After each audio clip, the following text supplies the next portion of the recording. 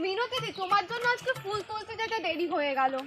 না, আসার সময় ছেলেটা ঘুম থেকে উঠে পড়েছে, সেই নাকি ঘুম পাড়িয়ে আস্তে আস্তে বড্ড দেরি। ঠিক আছে চলো এখন যাই, ফুলটা তুলে। এই কি গো, গাছে কোনো ফুল নেই কেন? আমি তো কাল বিকেলে গাছে অনেক কুড়ি দেখেছিলাম।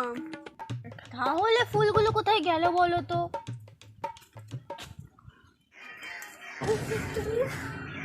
উড়ি বাবা রে,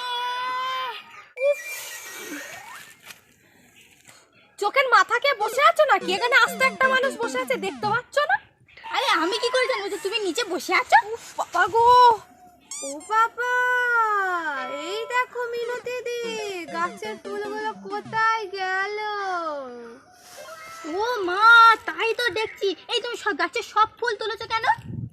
কেন গো, গাছগুলো কি তোমাদের? না আমাদের না। তাহলে? আমরা না প্রতিদিন এই গাছের ফুল তুলি। আমি আজকে ফুল তুলেছি, সব ফুল আমার।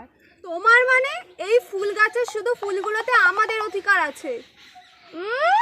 এমন করে বলছে যেন ফুল গাছটা ওদের বাপের।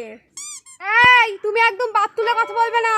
আর সাহস তো কম নয়, বাপ তুলে কথা বলছো। বেশ করবো বলবো, এসেছে ফুল চুরি করতে, আবার বেশি বেশি বড় বড় কথা। এই চোর কাকে বলছো তুমি? আর চোর কাকে বলছো? তোমাকে? আমাদের ঘরে তোমরা ফুল চুরি করতে? তোমরা চুপ করো, আমি আবার বাপ তুলে কথা বলবো, সব বলে আবার। দেখো, ঝগড়া করে কোনো লাভ নেই। আজকে আমি যা ফুল তুলেছি তার থেকে তোমাদের একটু একটু করে দিয়ে দিয়েছি, কিন্তু কাল থেকে এই গাছের বল 50-50 হবে। হ্যাঁ হ্যাঁ, ফুল দিলেই হবে। কি বলো তুমি? হ্যাঁ হ্যাঁ, পেলেই হলো।